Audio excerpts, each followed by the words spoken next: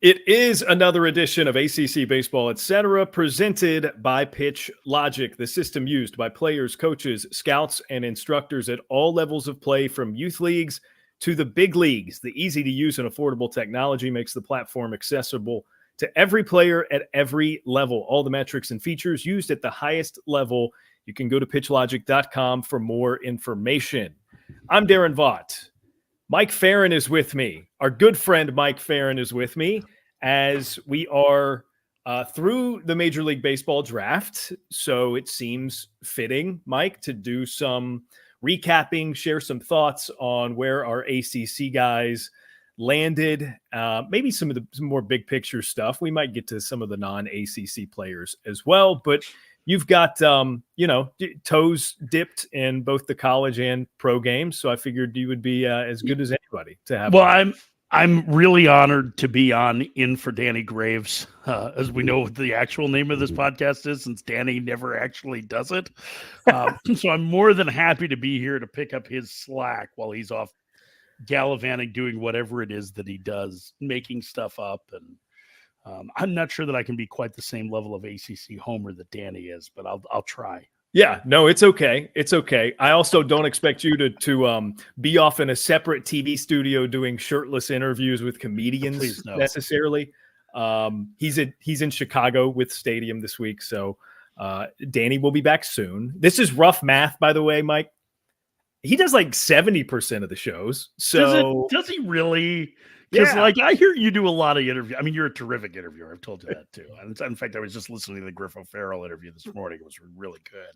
But, I really feel like it's occasionally with Danny Graves. He's never actually here. He's too busy playing with the little hand things and doing the little clapping. And he doesn't actually provide any insight on anything. He just is... his Danny-ness shows up. So no, I'm sad that Gravy's not here for me to poke fun of him to his face, because I love him as much as you do. He's the best. He is. We got to get back rolling with Hall of Names. Speaking of which, we haven't gotten a good Hall of Name stretch in for a while. So maybe that's why it feels like he's not been in a lot lately. But I gotta compile some names, and we got to get some more anecdotes from him. Okay, so big MLB draft for the ACC. This felt like it's a very, very good draft if you're a fan of the college game. So it was fun to see very early and very often a lot of names that, if you were watching the College World Series in Omaha, if you're watching regionals and super regionals, you probably got familiar with these guys. Let's start, Mike, with ACC guys. Let me ask, we'll do this for both the first round and outside of the first round, because so much of this depends on fit, right? Mm-hmm. Like, you and I we could have talked 2 weeks ago about players we like, who we think is sort of built to be good at the next level. But a lot of it can depend on where you end up. And I don't know that anybody is necessarily, Aaron Rodgers falling to the Green Bay Packers or whatever analogy you want to make. But we'll start with who is the fit that you like the most of ACC guys in the first round.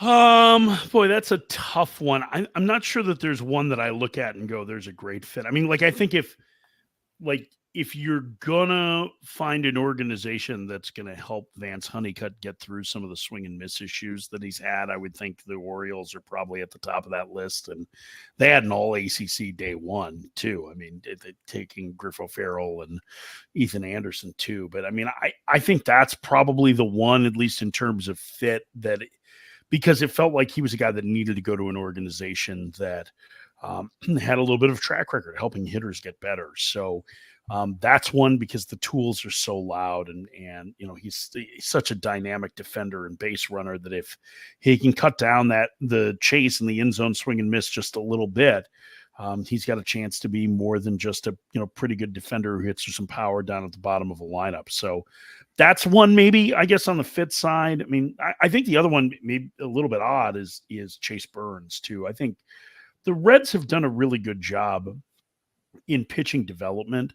And I think they identify the right qualities in pitchers. And I know it was a little bit of a surprise, but I talked to the Reds official, going back to May, and this was somebody up, high up in their front office who had raised a lot of consternation then about trying to evaluate college hitters, right? Like, is it the ball? Is it the bats? What is it that's leading to this power surge? And so it's one of those things where hindsight's 2020, right? Chase Burns goes off the board. My first thought is, okay, well, that's why. Mm-hmm. And they took a guy who, struck out the world. So I think in terms of fits there, like those are ones, Nick Kurtz definitely fits the money ball, right? Like feeling of the A's. But I think those were the two that stood out to me, maybe in terms of like fits with organizations. Vance Honeycutt ending up with the Orioles was about as good as it could get for him. And Chase Burns is in a good spot with the Reds, they'll give him the tools to be able to maximize his ability. Yeah. A couple of things on that. There are plenty of these guys in this draft who I wasn't necessarily concerned with where they went. Like Burns is kind of one of those, right? Like I have a high faith in him as a pro, as a big leaguer, regardless of where he goes. Some fits are going to be better than others. Make or break might be dramatic, but Honeycutt's landing spot felt like it could drastically determine the kind of professional career he has. And with the Orioles, I remember a guy, Mississippi State, Jordan Westberg, lots of strikeouts, lots of swing and a miss. They took him with pick number 30 some number of years ago, and now he's an all-star with them. So there's a track record to some degree for curing that one ill, which might even be the only one that Vance has in his game. Because otherwise, I mean, we could look up in what would next year would be 2025. We could look up at the end of the 2026 Major League season, and Vance Honeycutt is a Gold Glover. I could totally believe that. The key is you got to get into a lineup and into the outfield every day to be able to do it. Right. And I think that's the biggest thing is that it's, listen, the defense, like we know it's going to be there, right? And the base running is going to be there. Like those are all elements that are there. It's just about whether or not he can hit. And there were a lot of people who felt like the swing and miss concerns were just overwhelming with him, despite the fact the other tools are so great. So getting to an organization that's really good biomechanically and helping him maximize his ability to make good swing decisions. Really, like he had some timing issues early in the year, and that stuff got a lot better in the second half of the season too. So, at least it's given the Orioles too a little bit of a roadmap to say, okay, like now can we tease this out over the course of a full season? 2026 might be a little aggressive for that because I do think there's a fair amount of work that he has to do, but I think you're looking at a guy who has a chance to be an impact defender and base runner at the very least. And, like the comp that I've used for him a lot is Drew Stubbs, the former Texas outfielder who had a nice career with the Reds. I don't think he never quite reached stardom, but he was a very good defender who had some power, who ran the base as well, who struck out a lot. And that was in an era when guys were still getting criticized an awful lot for striking out 180 times a season. I'm not sure that there would be quite the same stigma with Honeycutt if he were to do that now. And I think we have better metrics to help capture defensive value, which will probably help him to some degree. But I thought, like, in terms of organization and fit, I thought that was a really good one. Yeah. Just rounding out the first round, Wake Forest, 3 guys taken in the top 10. Second time that's ever happened. Yeah. Seaver King rounding out the top 10. A little bit of a surprise, right? That he got taken as early as 10th with the Nationals. This is less of a Nationals question, and I think more of a Seaver King question. We've probably even talked about it, you and I, at some point throughout the season. What is he at the next level? Do we know yet? Like, is it that predictable? I mean, I think his value is that does everything pretty well. I think that's I think like he's kind of a scout's dream in that all those intangibles that they look for in terms of instincts and the way he plays the game, and he's got a little bit of rise of the occasion to him. Like those are things that you can check the box on that don't necessarily show up on the stat sheet. There are some, warts there offensively in terms of how much he swings outside the strike zone, but it's not like he's a crazy strikeout guy. He's an aggressive hitter. And I thought his swing decisions got better as the year went on last year too. And remember, he was, he played 2 years in Division II, and that's a far cry from playing every day in the ACC. So that was actually one of my favorite picks. I mean, my 2 favorites in the top 10 were probably him and Christian Moore, just because I think, what was so unique about this draft is that there really isn't a guy that is a surefire superstar in it. I think what you have is some players that have maybe a little bit more risk, but have tools and elements to be that guy. And I think King is one of them because of the way he plays. I just think he's a really smart baseball player. He seems to be thinking 3 steps ahead. I know he gets the Mookie Betts comp a lot, and I don't think that's the right one. To me, it's Javier Baez. And you can go, oh, gosh, that guy's going to strike out a ton, and he's not going to hit. And I don't think it's going to be the strikeouts. I think it's more the aggressive nature with which he plays, the twitch, because he's a super twitchy athlete, combined with the baseball instincts. Like he's just a really smart baseball player. And as much as Baez has struggled offensively, to watch him play on defense, like not only is he always in the right spot, but he knows how to put his teammates in the right spot. He's just got that kind of IQ. And that's who King is to me. I think he's that kind of player. So I loved it for Washington because I think there is more upside with him than some of the other guys in the top 10, even though the floor could be significantly lower. Yeah. I think on the same page there. You know me. I love Seaver. I had to stop myself short of ACC Player of the Year predictions before the season began. You get to see him at his best last year with the CNT. I mean, he was unbelievable. Yeah. He was the best player on the field for the first 2 weeks of it. Like everybody was like, that was the word out of the first thing I heard out of Cary last year was, man, Seaver King is really good. Yeah. Yeah.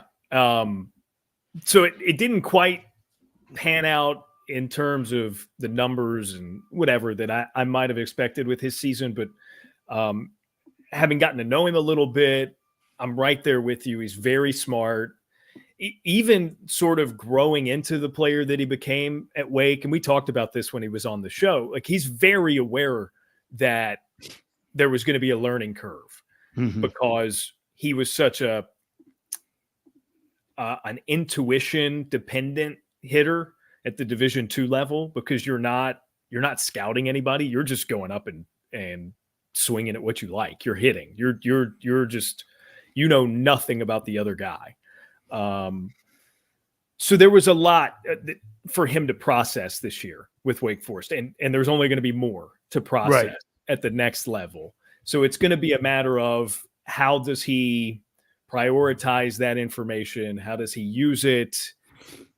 Does he keep it from overwhelming him, which again was the case at Wake Forest this year? So I would expect more of the same as a professional. So I'm with you. I'm really interested to see how he progresses. I think it's a great point though, too, because he's already had to make that adjustment going up a level, right? Like a lot of these other guys were stars in college kind of when they stepped on the field, as freshman or sophomore. And so he's had to adjust to a level up, and now he's going to have to adjust to a level up going into pro ball. Like he's seen what it looks like, and I wonder if that helps to shorten the time. I think it's a great point. Let's go on to the Florida State guys back to back. James Tibbs to the San Francisco Giants at number 13. Cam Smith goes right behind him to the Cubs. Did you have a preference between one of the two? You would have taken Tibbs if you given the choice, right? I think probably I never saw Smith have a monster game in the times that I saw them. And so there's probably some personal biases in there. I think that there were some concerns with Tibbs, right? Like I think he's improved enough defensively that he's playable at a corner in the outfield, probably left field. I think there's like there are concerns about whether or not he can handle left-handed pitching. I think that's something. I mean, I heard your interview with JD Drew talking about some of the things that he's already talked to him about, which is encouraging, but I think it's going to have to be one of those things that we'll have to see. I mean, he certainly has good pull side power. He's got a very good approach at the plate. I think those are things where there is a high floor for him. The ceiling is higher with Cam Smith. I mean, Cam Smith can be an everyday player who is an above average offensive player with some swing adjustments, probably. But he's already shown an ability to adjust, right? Like the difference between him, his freshman year and his sophomore year at Florida State was pretty significant in terms of how he set up and what his bat path looked like, those things. And so I think he's got an aptitude for it. But I probably liked the safety of Tibbs over the risk of Smith, just not knowing if he's going to be a third baseman or an outfielder. And, he's actually a really good athlete. He's a better runner, I think, than even I realized. And he's just huge. Like talking to him in Omaha, like I cannot believe how enormous his hands are. Like they're enormous. Like, and so he's an impressive kid. Like, and spending time with him, really, really like the kid too. But I think I probably would have gone Tibbs. They went about where I thought they would. I thought there was a good chance that Tibbs could end up being one of those guys that cut a deal in the top 10. I think that would, like, just in looking at the way the top 10 went down, the spot where that would have happened would have been with the Angels at 8, and they took Christian Moore. And I totally get that. Like I would have taken Christian Moore in that spot too, because I think the potential for him to be a 3-hole hitter in the big leagues is there, even though it's, there's going to be some risk because of swing decisions. But I think Tibbs is the safer player, but I don't know that, I think if you were to tell me one of those players was going to end up going to the All-Star game, I would say it's probably Cam Smith over Tibbs. Yeah, interesting. Okay. I think to me that kind of fits organizationally where they went. And because it seems to me, and correct me if you think I'm wrong, but maybe the Cubs are in a position to where they can be a little riskier with a first rounder. I mean, I think it probably just came down to preference on their board and where they had players ranked, like, I don't know that I would necessarily say that with them over the Giants need a superstar. Both those teams need a star, right? Like neither of them have that like 900 OPS monster in the middle of their lineup. So they need that guy. This draft, when you're picking in that spot, you're just trying to get the best player you can. And I think most front offices are going to value the position player over the pitcher if everything is equal. And those guys were ahead of the other pitchers that were on the board. I mean, I don't know that they would have been ahead of Trey Savage for me. That was a stunner that he lasted until 20. Yeah. But I think those guys are, certainly fit that mold. So I don't know if it's, that the Cubs are in a position where they could take more risk on with Cam Smith. I mean, they have probably a stronger farm system than the Giants, but I don't know that there's a ton of ceiling on their offensive players to where you go, man, like this is let's roll the dice on a guy here in the first round. I think they're deep, but I don't think that they're that good a system. Yeah. Rounding out the night, you mentioned Griff O'Farrell to the Orioles, Ethan Anderson to the Orioles. Man, they just seem to like ACC guys lately. And like, if you see the pictures of them, all their guys look the same. I was about to say, they look like cousins.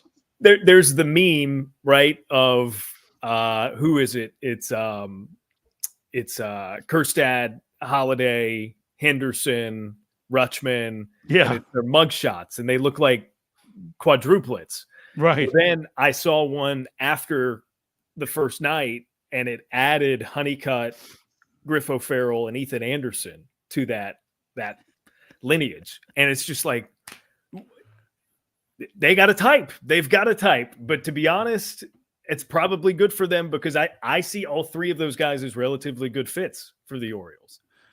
Yeah, I mean, I think, Anderson was a guy that kind of underperformed what we expected out of him, right, this year. I mean, I think he was a guy that felt like a surefire day one pick coming into the season. And, I'm assuming that the Orioles went off what they saw as much his sophomore year and last summer as they did this season. Got a chance to say a catcher. He's a switch hitter. I thought that was the more interesting pick. Just in the sense that I thought O'Farrell was going to go pretty high because he was the surest bet of any of the college guys to stay at shortstop. Like, he's the no doubt shortstop. in that group. And so even if he doesn't have a ton of offensive impact, which I'm not sure that he's going to, he's can play that position. And there weren't that many guys. Like, even if you look at the guys at the top that are listed as shortstops, like, there's a good chance that JJ Weatherhold ends up playing a bunch of other positions other than shortstop. I think Kalen Culpepper is probably a third baseman. Bryce Rayner, who was the shortstop, the high school shortstop that the Tigers took, might end up at third base because he's a bigger guy. Because he's 6'3". I think there's a lot of differences in that. But Griff is going to stay at short, and he's a little bit like Jacob Wilson, who went number 6 overall last year to the A's. In that high contact guy, makes a ton of contact, doesn't strike out very much. Wilson has hit for a surprising amount of power in pro ball, which is really interesting. He's already made it to AAA. And so I think there's some of that to Griff. I don't know that the power is ever going to come for him because he's not a big dude, but he can make solid contact and he can play the most important defensive position on the infield. So that was about the spot that I thought he would go. I thought he might even go a little bit higher than that. But he's in a great spot there. If anybody can tease a little bit more power out of him, it'll be Baltimore too. They've been great with hitters. Yeah. Okay. Outside of the first round, ACC selection that you like their fit the best. I don't know if it's necessarily fit, but I'm a big Marco Dingus guy. I knew you were going to say that. Florida State. That's my guy. And they listed him as a catcher with the Brewers. And he did that at Tallahassee Community College. I'm interested to see where he ends up playing. He was basically a DH only this year, but man, that guy has good at bats and he has some serious juice. And I was really happy to see both him and Jaime Ferrer go in the 4th round.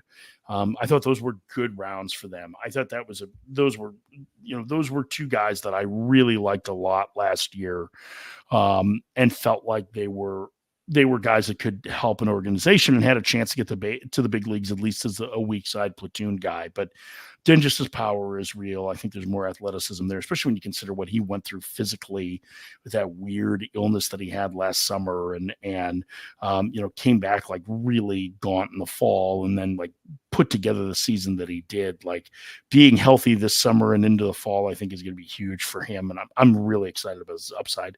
The other one, and this is one I think is, like, in terms of organization fits, Jacob Cozart going to the Guardians, who really value catcher defense, was great too, because he's one of the better receivers.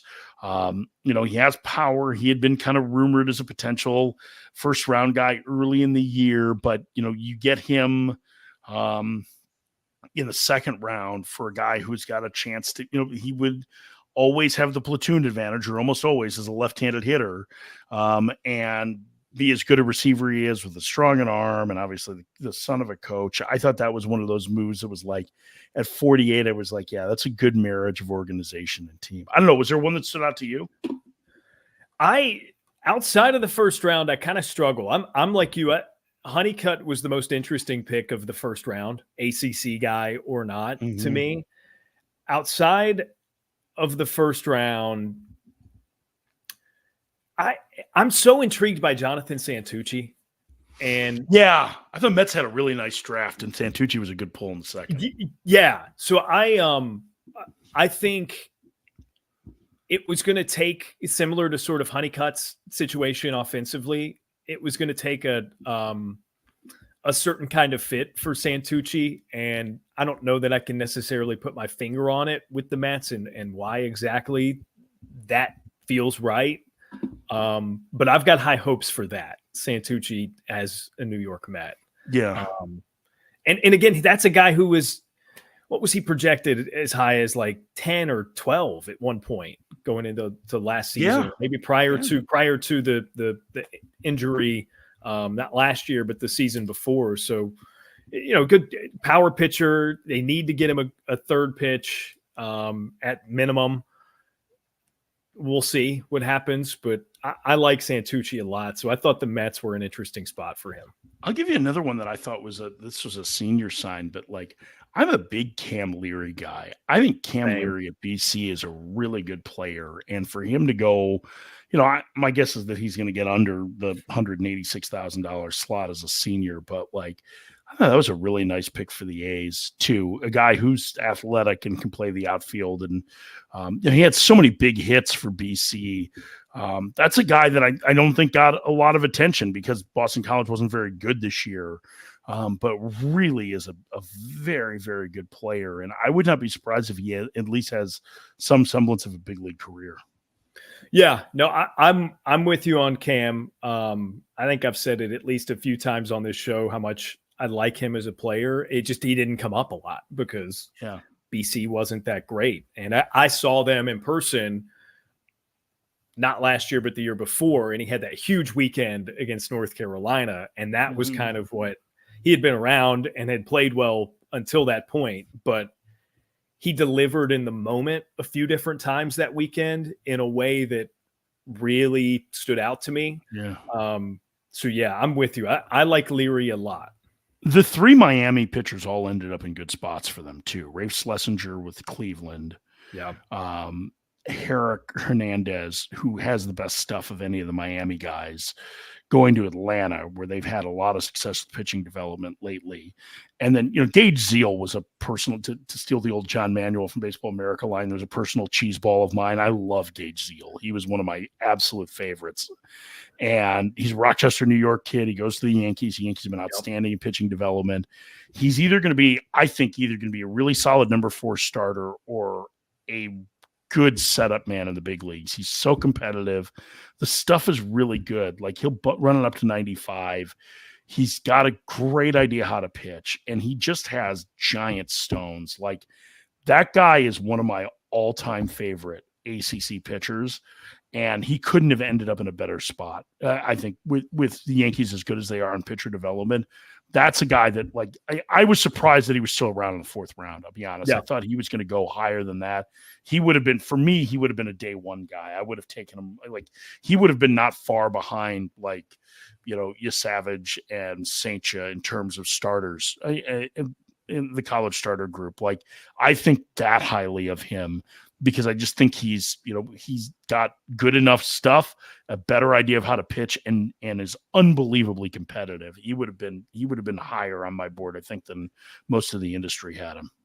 I'm so glad you mentioned that, because when I saw that come across my feed, I popped pretty hard, knowing that, again, you mentioned Rochester, New York. It felt right. Gage Zeal going to the Yankees. It was not to mention the practical. It's going to be good for him professionally, aside from just the visual of, you see him on a graphic next to a Yankees logo. It just feels right. Aside from that, it's presumably going to be great for his development. So I'm glad you mentioned that one. He was up to 97 as a freshman, and the Yankees are really good at velocity training. So like, I wouldn't be surprised if you see him as a starter start being more in that 95, 96 range than the 93 to 95, just with some of the things that they'll do with him that'll just take it to another level. Not that, I think Miami staff it's a pro quality staff now. The changes that JD Arteaga made to bring in, Laz Gutierrez, I think that really helpful. And Laz has a lot of pro experience, but it's just something different with the way the Yankees run a gas factory, right? And like those guys end up throwing a lot harder, and they really had a number of players this year that you looked at and you were like, man, that's a really intriguing pick, from Zeal to Thatcher Hurd to Ben Hess, their first rounder, whose stuff is unbelievable. Like Grayson Carter throws 100. Like they took pitchers with their first 7 picks, and all of them are guys that you're like, man, they could be real. They could all end up with pretty good professional careers. Yeah. All right. So I'm sort of sifting my way through here, and I'm into the 3rd round. I know we've talked about guys past this, but I've got a couple 3rd round names that I'm interested just to sort of bat around between you and I. Josh Hartle, 83rd overall to the Pittsburgh Pirates. Obviously he has done it, right? I think that's part of the value. You've seen him do it, despite whatever went on this past season. What's your thinking about him and like what needs to happen for his development? It sounds like he made some adjustments last winter to try and get a little bit more carry on his fastball, and it just caused everything else to flatten out. So I think it's more you've got to get back to what it was that Hartle did as a sophomore to try and let his stuff play the best. The Pirates don't necessarily – they've developed some very good pitching, obviously. I don't know if they get credit for Paul Skeens or not. Paul Skeens should get credit for Paul Skeens, but he's a different pitcher than he was at LSU too. And I think a lot of that is his own development, but like Jared Jones, pretty special. I think Bubba Chandler is going to be a pretty good one that they have coming. So I think it's kind of getting Hartle back to what he was before. He's got a chance to be kind of a back end starter swingman type. I mean, he's maybe because he's 6'5" and because he has some athleticism, maybe there's a little bit more in the tank velocity wise, which would certainly help him. But I think it's getting the feel for that cutter and how to use that curveball back and just kind of refining his pitch mix, I think is the best chance. But I mean, in the third round, if you end up with a guy that ends up kind of being a back end starter swingman, you're really happy with that. That's a big scouting win. And, I know Hartle was kind of on some first round boards coming into the year. I mean, there were a bunch of guys in that third round that were guys that were potentials, like Drew Beam and Mike Sirota were also taken in that round. Beam, the starter at Tennessee, and Sirota, the outfielder from Northeastern. But I'm kind of curious to see what the Pirates are able to do with him. But, it was a really uneven season for Hartle, and he had the other part was, and I don't know if you noticed this, he had a lot of outings where he just couldn't stop the boulder from rolling down the hill, right? He wasn't getting killed, but all of a sudden there was an error, and then the next thing you know was a 5 spot. You know what I mean? And so that just happens sometimes, and I wonder how much of last year was just one of those things year for Hartle too. Well, it felt, and this was, I had their first ACC game that Friday night against Duke, and it was he versus Santucci.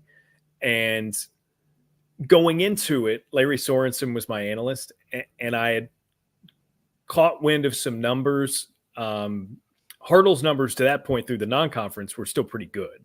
Right. But you looked into it deeper, and everything was fat. He was first percentile in terms of putting the ball on the edges of the strike zone. The heart percentage for his pitches were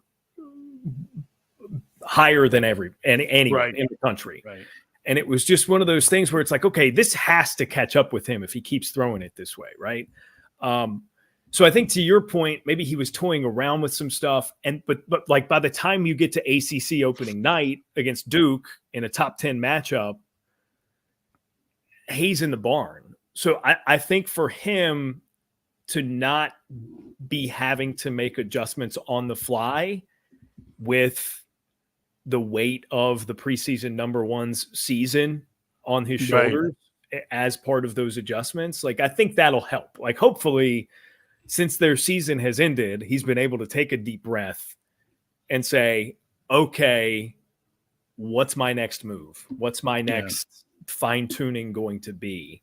So I still have some pretty high confidence that he can be what he was projected to be. So it'll be interesting to see what happens with the Pirates. Yeah, I'm trying to pull up because I think I had them the next week against Louisville. Yeah, and I stole your numbers. So last year at that point he had a 50% whiff rate on his curveball, and early in the season it was down to 20%. And he got beat on that pitch a lot. In fact, in that game, who was the catcher at Louisville? I'm blanking on his name now. The transfer, big power, hit a grand slam again. Yeah, Luke Napleton hit a grand slam off him on a curveball in that game. And so, I think you're right. There's maybe a deep breath and not trying to adjust in season is going to help him some. And my guess is that they get him out throwing here before the end of the year too. I mean, they did that with with Skeens last year, who threw a lot more innings than Hartle did. So I would guess that he's going to end up trying to rework some of that here, and then we'll see him in some, after he signs, in some pro starts. Yeah. Last pick of the third round. Love it. Next name I want to bring up. Love Casey Cook to the Rangers. Yeah. Underrated player, I think. Let me start this one off. I got caught on my soapbox several times this season. I can't even remember if I've done this bit on this rant rather on the show here. So I'm just going to go ahead and do it. When talking about great players this season, and I guess I kind of did this when defending Brian O'Connor of Virginia for pitching to Honeycutt in the walk-off situation. So I've done it. I guess I've praised Casey Cook appropriately, I suppose. It is bananas to me that he made it to the end of the third round. And I don't know that he's a first rounder, but like this guy was continually the best hitter purely to all fields, for pop, on base. He's a great defender, great runner, like the best hitter in that lineup. Yeah, that continued to just sort of linger toward the top of offensive teams in the country, and they stayed up there, right? And it turned out that people know Vance Honeycutt. Vance Honeycutt is the most famous dude in that lineup. Casey Cook was the heartbeat for the majority of the season, and it's wowing to me that he dropped all the way down to the third round because he's such a good hitter. He was the guy that other teams game planned against more so than Honeycutt, because Honeycutt is pitchable, right? Because he's got the swing and miss. Cook was a much better pure hitter. And Scott Forbes said that. I think every coach that faced him, Brian O'Connor basically said it after he got criticized for, and I'm with you. Like, I thought that was like anybody who was criticizing Oak for that decision had not watched North Carolina play at all this season. I mean, it was a pretty good tell, right? That you hadn't seen the Tar Heels play, because Casey Cook was their best hitter. Now, as to why he went at the end of the third round, he did not have a good cape. He would hit a $175 the year before. Yeah. There were some concerns about whether or not he would be physically strong enough to carry the 15 homer power into pro ball. He's a corner outfielder only. And so that puts a lot more pressure on the bat, and he's kind of an okay defender. Of the outfielders they had, he was the least athletic. I mean, D'Onofrio could have played center field on a lot of other teams across the country and was just playing right there. So, I mean, I think, like, I understand why he was taken. In fact, I was worried that he was going to go later than that. And I think that there are plenty of scouts who have history with him who think that he's probably more organizational guy than he is big leaguer. But man, I just think that dude can hit. And I think even if it ends up being, below average power, 10 to 12 homer power, as a fourth outfield type who can come off the bench and give you a quality at bat and play, against some tough righties, and who's going to compete and who's super intelligent and he's the son of a player. And like, I think all of those things matter. And I loved that pick for Texas. I think I will be shocked if we don't see Casey Cook in the big leagues at some point. I don't know that he's going to be an impactful player, but I think he's going to be a big leaguer. And I think he's just a really good hitter. And I think that'll continue in pro ball. Yeah. Even from last year to this year, the growth, and this is sort of it's not the same thing we were saying with Seaver King earlier, but it's similar. The year-to-year growth included so much that I can only assume year to year he's going to improve. He's not close to what he can be. And I'm not saying he's going to be a big league all-star, but right. The hit tool to me is going to play. And it's as pure a all fields hitter as you're going to find. So yes, like I was realistic about where he was going to go, but you take the step back and pull back the scope and it's just like, man, why do I like that pick way more than anything else around it? I mean, if he had hit 275 with no power on the Cape, we wouldn't be having this conversation. You know what I mean? Like it's the fact that he hit a buck 75, which is ridiculous, right? Like, no, it's not actually. I don't think it is. I think Cape performance is actually pretty important because it's high level competition with wood bats, right? So like, I think but what it doesn't take into effect is what changed. And he got stronger, like there's not a whole lot of physical projection left with him because he's only 6 feet tall and he's like 195 pounds now. But he got stronger and he learned to turn on the ball better. And he just got better as a hitter. I mean, if you were to put him on the Cape now, again, like he's a redshirt sophomore, right? So if you were to put him out there now, I think the numbers would probably be better just by the nature of him being a better player than he was when he was on the Cape. Which I think that Cape performance is super important. I think it's not irrelevant, but it is high level competition with a wood bat, but in a specific time frame. So like to what you just said, I think if you put Cook in that situation right now, he's going to outperform what he did. And if that's the case, then what are you talking about last summer for? Again, it gives you a good idea of who's ready now. I can see that. But I don't know. With Cook, I can't. It's a little bananas to me. It's too small of a window of a time frame because like guys can just like not hit for a few weeks. Also, that happens. Sure. So I don't know. Again, you can glean some good from it, performance at the Cape, but it's tough for me to really take note of extreme performance. Yeah, it also depends on like what the batted ball data looks like, which wasn't great, I think. And that's the other part of the problem, right? Is that like when you look at it and you've got an isolated power of 50, which that's slugging percentage minus batting average, like that's not going to play real well. You know what I mean? Like that's something that shows you that he wasn't, not only was he not hitting, but he wasn't hitting in tough luck, right?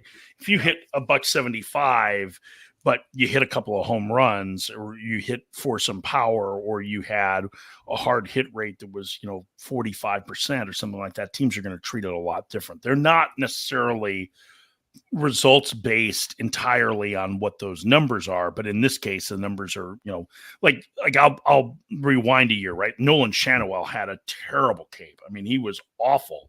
Well, it turned out he had a vision issue, right? And then he got that fixed and he goes in the first round.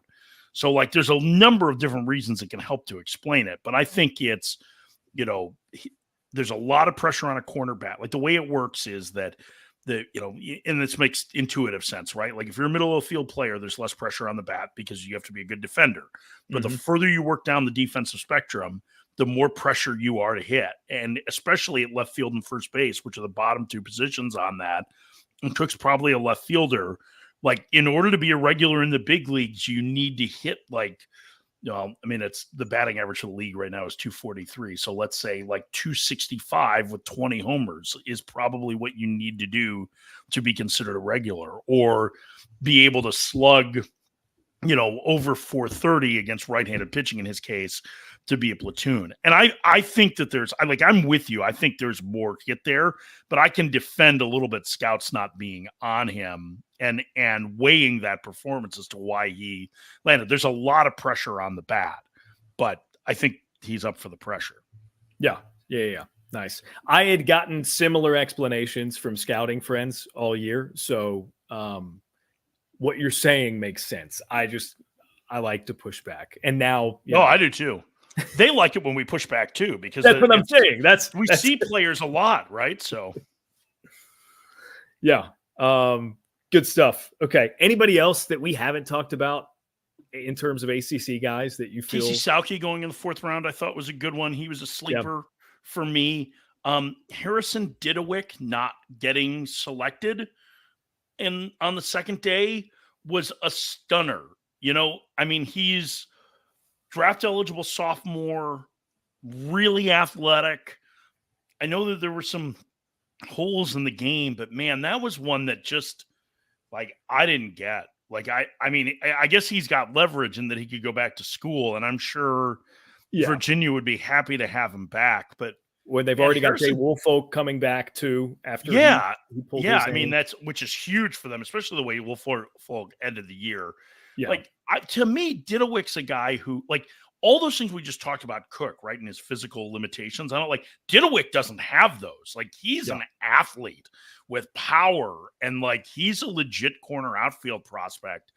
I was really surprised by that one. That was one that absolutely floored me, was that Harrison Didowick didn't go on day 2.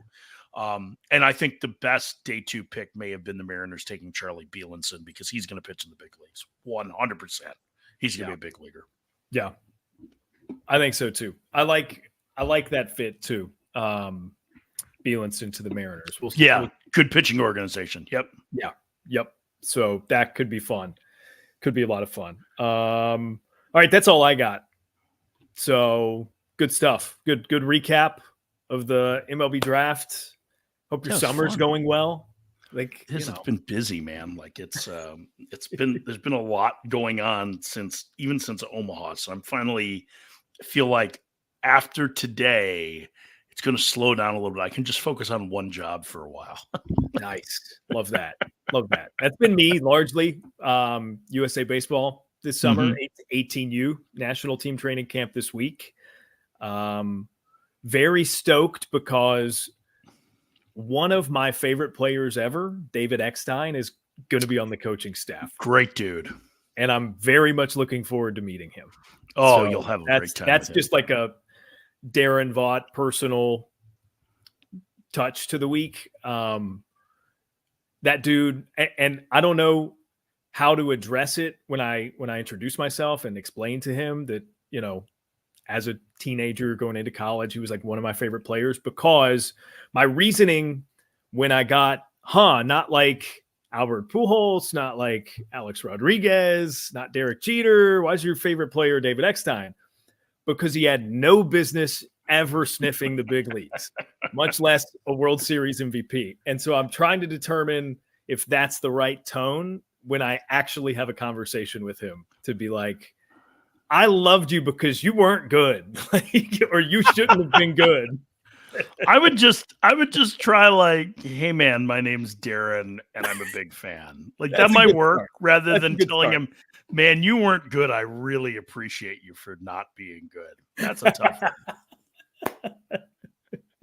All right. Yeah. I will heed your advice and take that approach with David. I know Rick, his brother, who's the manager of the 18 team. So maybe I'll float it by him too. See how that I works. like Rick too. Rick's the Eckstein brothers are good dudes. Yeah. Doug Minkiewicz is back. I'm naming dudes now. Doug Minkiewicz is back on the staff, and Steven Strasburg is going to come as a pitching instructor. Is he? Which is really cool. Steven's a really quiet guy, very introverted, very, very smart. Very smart dude. Those kids are really lucky that he's going to be around. He was not a thrower. He was a real pitcher, despite the fact that he had wipeout stuff. And I was at his debut game. That was one of the most electric experiences I've ever had in a baseball stadium. 14 strikeouts. Give 3 runs. In fact, I think he gave 2 homers. One of them was to Delwyn Young.